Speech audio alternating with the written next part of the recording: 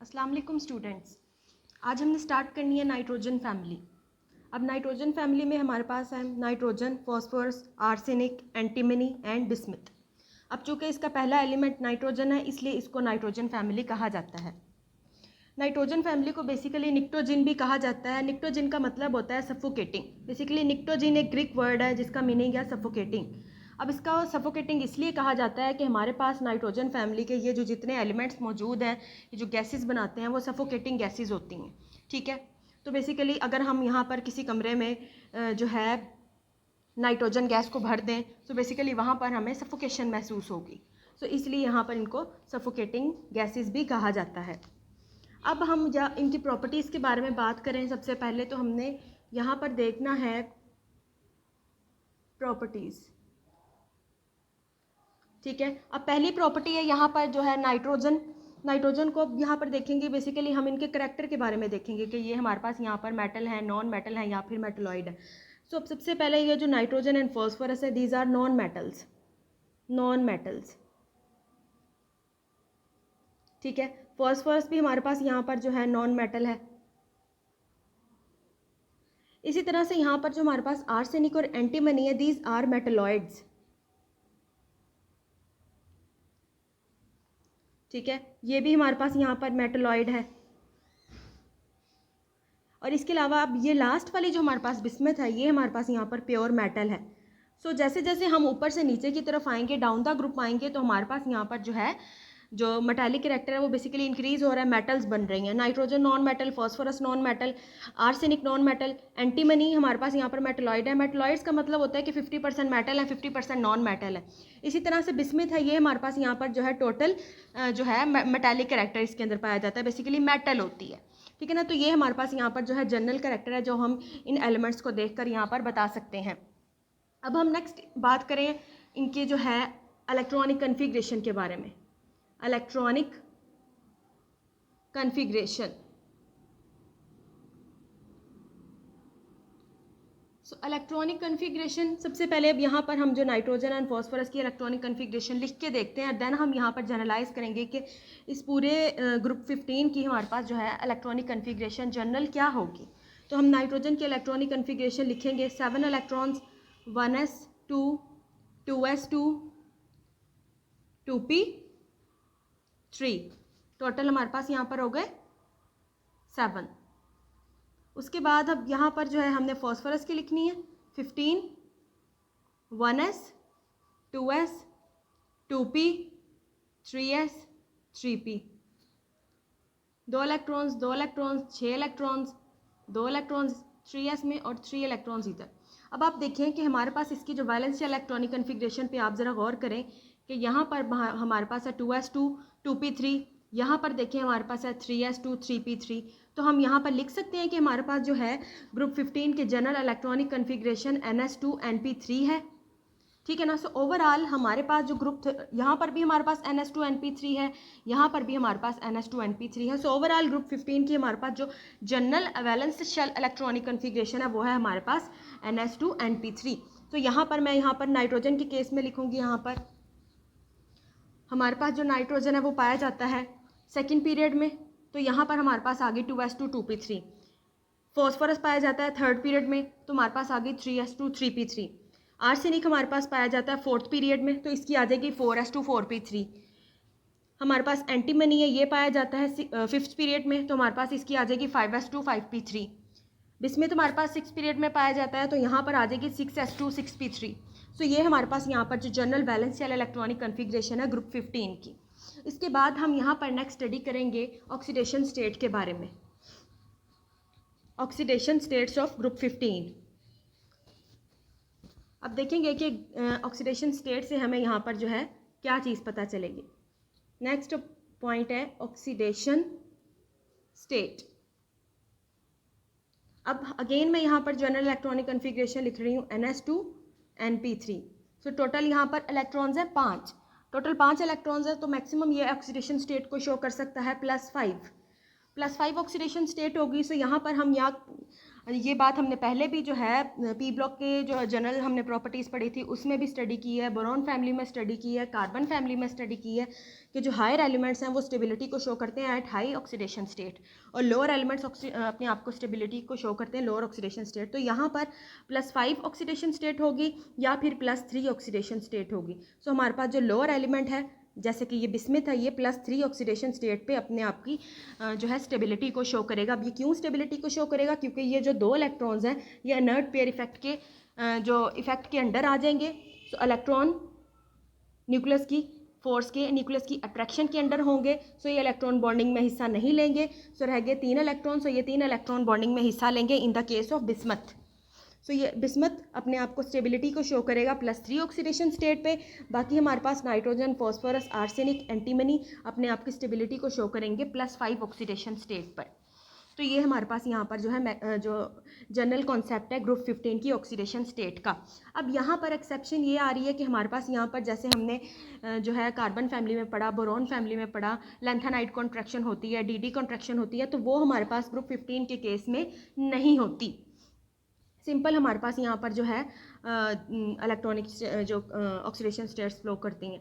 ठीक है, तो अब ये हमारे पास यहाँ पर +3 और +5 जो है ऑक्सीडेशन स्टेट को शो करता है। हायर एलिमेंट्स अपने आप को स्टेबिलिटी को शो करेंगे +5 पे और लोअर +3 पे, लोअर ऑक्सीडेशन स्टेट पे। अब इसके अलावा यहाँ पर जो हमारे पास ग्रुप 15 है वो -3 ऑक्सीडेशन स्टेट भी शो करता है। ये किस केस में शो करेगा? इन the case of hydrides. Hydrides का मतलब है कि ग्रुप 15 के जो एलिमेंट्स हैं हाइड्रोजन के साथ मिलकर कंपाउंड्स बनाएंगे। फॉर एग्जांपल नाइट्रोजन है, हाइड्रोजन के साथ मिलकर NH3 बनाती है। तो NH3 का जो कंपाउंड है इसमें हमारे पास जो इलेक्ट्रॉनिक बेसिकली ऑक्सीडेशन स्टेट होगी वो क्या होगी? -3 ऑक्सीडेशन स्टेट होगी नाइट्रोजन की।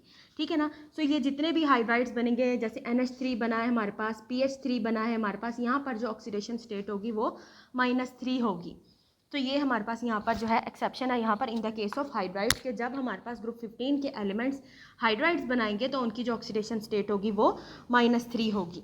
सो ये -3 ऑक्सीडेशन स्टेट को भी शो करते हैं, +5 ऑक्सीडेशन स्टेट को भी शो करते हैं, और जो लोअर है वो स्टेबिलिटी को शो करेंगे +3 ऑक्सीडेशन स्टेट पे। सो ये हमारे पास यहाँ पर ग्रुप 15 की ऑक्सीडेशन स्टेट का कॉन्सेप्ट है।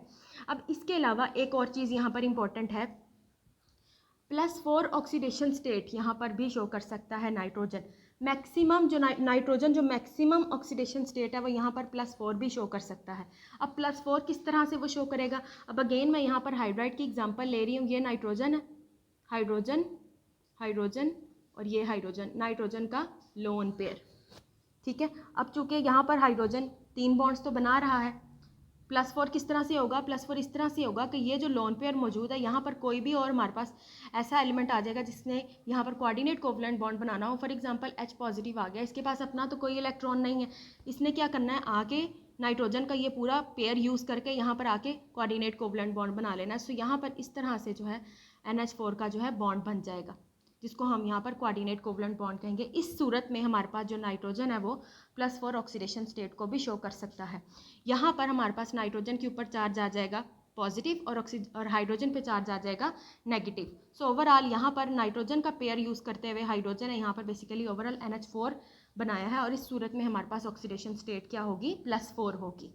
सो ये हमारे पास ऑक्सीडेशन स्टेट का कॉन्सेप्ट है ग्रुप 15 में। +5 की सूरत में होगी, +3 की सूरत में होगी, -3 की सूरत में होगी और +4 की सूरत में होगी। ये हमने यहाँ पर स्टडी कर लिया है। उसके बाद नेक्स्ट हम बात करेंगे atomic size and ionization energy के बारे में। एटॉमिक साइज, अब एटॉमिक साइज सिंपल सी बात है, डाउन द ग्रुप इंक्रीज होता है। ठीक है, इंक्रीज डाउन द ग्रुप। अब क्यों डाउन द ग्रुप इंक्रीज हो रहा है? क्योंकि हमारे पास जब जैसे जैसे हम डाउन द ग्रुप जाएंगे एक्स्ट्रा शेल्स ऐड होंगे, साइज इंक्रीज होगा। सिंपल सी बात है, एटॉमिक नंबर इंक्रीज हो रहा है, साइज भी इंक्रीज होगा। तो ये हमारे पास यहाँ पर जो है एटॉमिक साइज का ट्रेंड है कि हमारे पास जैसे जैसे हम नीचे की तरफ जाएंगे साइज बढ़ेगा।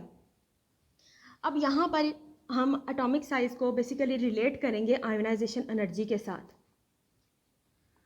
आयोनाइजेशन एनर्जी, अब हमने ये लास्ट लेक्चर में भी बात की थी जब हमने प्रॉपर्टीज़ ऑफ कार्बन फैमिली पढ़ी थी कि आयोनाइजेशन एनर्जी और एटॉमिक साइज़ आपस में इनका इन्वर्स रिलेशनशिप होता है। अब चूँकि एटॉमिक जो साइज़ है वो इंक्रीज़ हो रहा है डाउन द ग्रुप, जैसे जैसे हम nitrogen, phosphorus, arsenic, antimony, bismuth की तरफ आ रहे हैं, साइज़ क्या हो रहा है, बढ़ रहा है। सबसे ज़्यादा साइज़ किसका होगा, बिस्मिथ का साइज़ होगा। सो आयोनाइजेशन एनर्जी का ये ट्रेंड है कि जैसे जैसे हम डाउन द ग्रुप आएंगे, जो आयोनाइजेशन एनर्जी है वो क्या होगी, डिक्रीज़ होगी, decrease down the group. Basically इन दोनों का आपस में एटॉमिक साइज का और आयोनाइजेशन एनर्जी का आपस में जो है इनवर्स रिलेशनशिप होता है, डिक्रीज डाउन द ग्रुप। अब ये इसका क्या रीज़न है, इसका रीज़न भी हमने पहले स्टडी किया था, हम यहाँ पर रिपीट करते हैं। अब ये चूँकि नाइट्रोजन है, इसका साइज़, ये इसका न्यूक्लियस है, इसका साइज़ छोटा है, ठीक है। यहाँ पर ये इलेक्ट्रॉन मौजूद है, न्यूक्लियस ने क्या करना है, इलेक्ट्रॉन को स्ट्रॉन्गली होल्ड कर लेना है क्योंकि इनका आपस में डिस्टेंस कम है। न्यूक्लियस पे चार्ज पॉजिटिव, इलेक्ट्रॉन पे चार्ज नेगेटिव, इनके दरमियान फोर्सेस स्ट्रॉन्ग होगी, न्यूक्लियस ने इस इलेक्ट्रॉन को स्ट्रॉन्गली कैप्चर कर लेना, ठीक है। अब हम बिस्मथ की बात करें तो बिस्मथ का न्यूक्लियस, ये बिस्मथ का साइज बड़ा होगा। तो यहाँ पर हमारे पास इलेक्ट्रॉन और ये जो न्यूक्लियस है इनका आपस में जो डिस्टेंस है वो ज़्यादा होगा। न्यूक्लियस इस इलेक्ट्रॉन को कम्प्लीटली होल्ड नहीं कर पाएगा, जिसकी वजह से हम इस इलेक्ट्रॉन को यहाँ से इजीली रिमूव कर सकते हैं। लेकिन इस इलेक्ट्रॉन को चूँकि जो कि नाइट्रोजन का इलेक्ट्रॉन है जिसका डिस्टेंस कम है न्यूक्लियस से, उसको रिमूव करना मुश्किल होता है, ठीक है ना। सो ये हमारे पास यहाँ पर रीज़न है कि ionization energy down the group क्या हो रही है, डिक्रीज़ हो रही है, और atomic size down the group increase हो रहा है। सो ये हमारे पास यहाँ पर जो रिलेशनशिप है between atomic size and ionization energy. Next हम यहाँ पर डिस्कस करेंगे कोवलेंसी को, कोवलेंसी ऑफ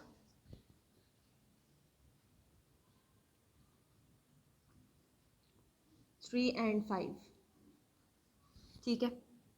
अब आप ये देखें, अगेन नाइट्रोजन की हम यहाँ पर जो है इलेक्ट्रॉनिक कन्फिग्रेशन लिखेंगे। कोवलेंसी का क्या मतलब है कि हमारे पास यहाँ पर जो है वैलेंसी शो करेंगे 3 और 5 की, बेसिकली 2 डिफरेंट वैलेंसी शो होंगी ग्रुप 15 में। इसके लिए हमें यहाँ पर इसकी इलेक्ट्रॉनिक कन्फिग्रेशन लिखनी पड़ेगी, 1s2, 2s2 और 2p3। ये हमने नाइट्रोजन की इलेक्ट्रॉनिक कन्फिग्रेशन लिखी है। उसके बाद मैं यहाँ फॉस्फोरस की इलेक्ट्रॉनिक कन्फिग्रेशन लिख रही हूँ, 15, 1s, 2s, 2p, 3s, 3p, 2 electron, p में 6, इधर 2 इधर 3, ठीक है। अब आप ये देखें हमारे पास यहाँ पर 2s2 है और 2p3 है। इसको मैं इस तरह से ओपन करके लिख लूँ क्योंकि px, py, pz होता है, तो मैं यहाँ पर इसके जो 3 अलग अलग से बना लेती हूँ, एक इलेक्ट्रॉन ये, एक इलेक्ट्रॉन ये, एक इलेक्ट्रॉन ये, और हमारे पास यहाँ पर कोई भी जो है सबशेल मौजूद नहीं है। अब आप इसको समझने से पहले एक चीज़ ये देख लें, 1s हमारे पास फर्स्ट पीरियड के लिए होता है, 2s, 2p सेकेंड के लिए, 3s, 3p, 3d थर्ड के लिए होता है, ठीक है। अब आप यहाँ पर देखें, चूँकि हमारे पास जो फॉस्फोरस है वो थर्ड पीरियड में मौजूद है, तो यहाँ पर हमारे पास 3d भी मौजूद होगा जिसमें कोई भी इलेक्ट्रॉन मौजूद नहीं है। 2s और 2p यहाँ पर कोई भी 2d मौजूद नहीं है, जो कि नहीं होता, इसलिए यहाँ पर कोई भी d ऑर्बिटल मौजूद नहीं है। लेकिन फॉस्फोरस चूँकि थर्ड पीरियड में मौजूद है इसलिए यहाँ पर 3d मौजूद होगा, लेकिन उसमें कोई भी इलेक्ट्रॉन मौजूद नहीं होगा इन द ग्राउंड स्टेट। अब हम यहाँ पर जो है पहले इसकी इलेक्ट्रॉनिक कन्फिग्रेशन को देख ले। वैलेंस शेल 3s2 3p3 है, तो यहाँ पर मैं s का जो है 2 इलेक्ट्रॉन लिख लेती हूँ इस तरह से, p के 3 इलेक्ट्रॉन्स, ठीक है, एक ये और ये एक ये। अब d चूँकि एम्प्टी है लेकिन फिर भी उसको हम यहाँ पर लिखेंगे, d के 5, तो ये मैंने यहाँ पर d बना दिया। ये 3s 3p और ये 3d मैंने बना दिया। 3s में 2 इलेक्ट्रॉन, 3p में 3 इलेक्ट्रॉन, 3d में कोई भी इलेक्ट्रॉन मौजूद नहीं है। अब होगा ये कि यहाँ से एक्साइटेशन होगी इलेक्ट्रॉन की, 3s से एक इलेक्ट्रॉन, यहाँ से एक इलेक्ट्रॉन मूव करेगा यहाँ पर। सो बेसिकली होगा क्या, हमारे पास यहाँ पर जो है इलेक्ट्रॉन्स, एक इलेक्ट्रॉन यहाँ रह जाएगा, p के 3 इलेक्ट्रॉन ऑलरेडी उसके पास मौजूद हैं, और यहाँ पर हमारे पास आ गए d में एक इलेक्ट्रॉन, ठीक है। अब ये हमने एक्साइटेशन करवा दी। अब हम इसको यहाँ पर समझते हैं कि होगा क्या। अब आप ये देखें कि यहाँ पर 3 हमारे पास जो है अनपेयर्ड इलेक्ट्रॉन्स मौजूद हैं।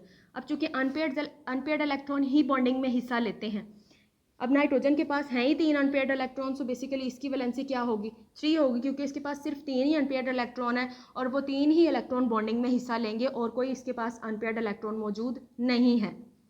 ठीक है, इन द केस ऑफ फॉस्फोरस अब यहाँ पर देखें, चूँकि हमने एक्साइटेशन करवाई है तो 1 2 3 4 5 अनपेयर्ड इलेक्ट्रॉन्स यहाँ पर मौजूद हैं। सो यहाँ पर ये 5 के 5 अनपेयर्ड इलेक्ट्रॉन बॉन्डिंग में हिस्सा लेंगे। ठीक है, चूँकि 5 अनपेयर्ड हैं तो 5 ही यहाँ पर बॉन्डिंग में हिस्सा लेंगे और 5 अनपेयर्ड उस वक्त हुए हैं जब हमने यहाँ पर एक्साइटेशन करवाई है, 3s से एक इलेक्ट्रॉन हमने 3d में शिफ्ट किया है, तो इस तरह से हमारे पास यहाँ पर 5 अनपेयर्ड इलेक्ट्रॉन बने हैं। सो यहाँ पर जो नाइट्रोजन है वो 3 वैलेंसी को शो करेगा और जो फॉस्फोरस है वो 5 वैलेंसी को शो करेगा। इसी तरह से ये ट्रेंड इस ग्रुप के अंदर मूव करता है। नाइट्रोजन यहाँ पर जो है 3 वैलेंसी को शो करेगा, फॉस्फोरस 5 वैलेंसी को शो करेगा, आर्सेनिक 5 वैलेंसी को शो करेगा, एंटीमनी 5 वैलेंसी को शो करेगा। इसके अलावा जब बिस्मिथ की बात करेंगे सो वो अगेन 3 वैलेंसी को शो करेगा। यहाँ पर 3 वैलेंसी को शो करेगा due to the inert pair effect again.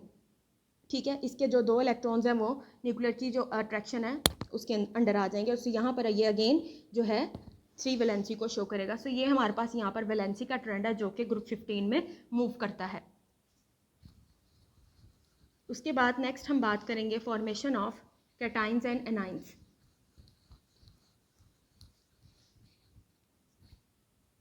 Formation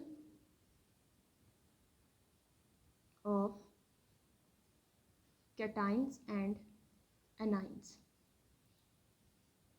अब यहाँ पर हमारे पास formation of cation and anion होगी, हमारे पास फॉर्मेशन होगी M-3 और M+3 आइंस की। इलेक्ट्रॉनिक कन्फिग्रेशन अगेन देख लें, NH2 NP3, हमारे पास यहाँ पर 5 इलेक्ट्रॉन है। अब अपने आप को स्टेबल बनाने के लिए हर एलिमेंट क्या चाहता है कि उसके पास टोटल 8 इलेक्ट्रॉन्स होने चाहिए। तो यहाँ पर होगा ये कि ये जो एलिमेंट्स हैं, सिंपल हम यहाँ पे नाइट्रोजन की बात करते हैं तो नाइट्रोजन ने क्या करना है, इसने गेन करने हैं 3 electrons, gain 3 electrons from electropositive metal, electropositive metal. So ये जब इलेक्ट्रोपॉजिटिव मेटल के साथ मेटल से 3 इलेक्ट्रॉन बेसिकली गेन करेगी, सो यहाँ पर हमारे पास इस तरह के कंपाउंड बनेंगे Na3N। इसी तरह से अगर ये लिथियम से 3 इलेक्ट्रॉन गेन करती है तो Li3N। सो बेसिकली इस तरह के कंपाउंड्स की फॉर्मेशन होगी। हमारे पास M जो है -3 आइंस यहाँ पर बेसिकली बनेगा, M-3 आइन की फॉर्मेशन होगी। इसी तरह से अगर हम बिस्मिथ की बात करें तो बिस्मिथ Bi+3 आइन बनाएगा, इसी तरह जिस तरह से BiF3। सो बिस्मिथ +3 आइन बनाएगा, यहाँ पर बेसिकली कैटाइन की फॉर्मेशन होगी और यहाँ पर हमारे पास जो सिंपल नाइट्रोजन है वो 3 इलेक्ट्रॉन गेन करेगी इलेक्ट्रोपॉजिटिव मेटल से, तो हमारे पास यहाँ पर जो है एनाइन की फॉर्मेशन होगी। उसके बाद नेक्स्ट हम हाइड्राइड्स की बात करेंगे।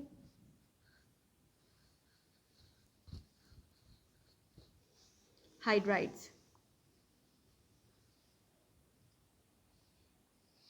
अब हाइड्राइड्स की बात करेंगे तो सिंपल हमारे पास जो ग्रुप 15 के एलिमेंट्स हैं हाइड्राइड्स बनाने की एबिलिटी रखते हैं। NH3, PH3, ASH3, SBH3, BiH3। तो ये हमारे पास यहाँ पर जो है हाइड्राइड्स हैं ग्रुप 15 के। अब कहा यह जाता है कि हमारे पास जो सबसे जो हमारे पास जो है ज़्यादा स्टेबिलिटी को शो करेगा हमारे पास जो है NH3 है। जैसे जैसे हम डाउन द ग्रुप जाएंगे स्टेबिलिटी ऑफ हाइड्राइड डिक्रीज होगी। डाउन द ग्रुप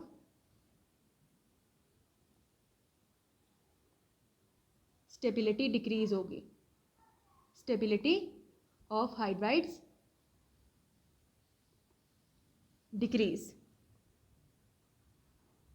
ठीक है, सबसे ज़्यादा स्टेबल हमारे पास नाइट्रोजन होगा, then PH3, then ASH3, then SBH3 और उसके बाद जो है BiH3। इसका आप ट्रेंड लिख लें, NH3 सबसे ज़्यादा यहाँ पर जो है स्टेबिलिटी को शो करेगा, देन हमारे पास PH3 आ जाएगा, उसके बाद यहाँ पर ASH3 आ जाएगा, उसके बाद हमारे पास यहाँ पर SBH3 आ जाएगा और उसके बाद हमारे पास यहाँ पर BiH3 आ जाएगा। अब इसका रीज़न ये है कि जैसे जैसे हम डाउन द ग्रुप आते हैं साइज़ इंक्रीज़ होता है। ठीक है, साइज़ इंक्रीज़ होगा हमारे पास जो है, मतलब कि साइज़ हमारे पास एलिमेंट्स का साइज़ बड़ा हो रहा है, कंपाउंड्स का साइज़ बड़ा हो रहा है। जैसे जैसे हम डाउन द ग्रुप आएंगे तो सबसे एंड वाला जो हमारे पास जो कंपाउंड होगा या एलिमेंट होगा तो उसका साइज़ सबसे ज़्यादा होगा। सबसे ज़्यादा साइज़ होने की वजह से उसके जो अंदर बॉन्डिंग होगी वो वीक हो जाएगी। इसकी बॉन्डिंग यहाँ पर जो है सबसे ज़्यादा जो है वीक हो जाएगी। अब वीक बॉन्डिंग की वजह से इसके बॉन्ड्स को तोड़ना बहुत ज़्यादा आसान हो जाएगा। इसी वजह से इसके चूँकि बॉन्ड्स वीक हैं, इसको तोड़ना आसान है, इसीलिए यहाँ से हम इसके जो हाइड्रोजन्स हैं वो भी इजीली रिमूव करवा सकते हैं।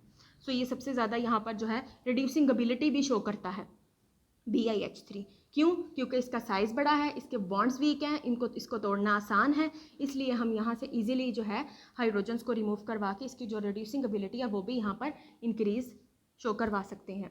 ठीक है, सो पहली चीज़ यहाँ पर ये है। इसके अलावा यहाँ पर जो है अगर हम बेसिक प्रॉपर्टीज़ की बात करें तो हमारे पास ग्रुप 15 के जो हाइड्राइड्स हैं, अब बेसिकली सिंपल नाइट्रोजन के पास भी एक लोन पेयर मौजूद होता है, फॉस्फोरस के पास भी लोन पेयर मौजूद होता है, आर्सेनिक के पास Sb और ये बिस्मिथ, इनके पास लोन पेयर मौजूद होते हैं। अब बेसिक जो प्रॉपर्टी है, बेसिक नेचर की अगर हम बात करें, सो बेसिक नेचर का क्या मतलब होता है कि लोन पेयर को डोनेट करने की एबिलिटी होना।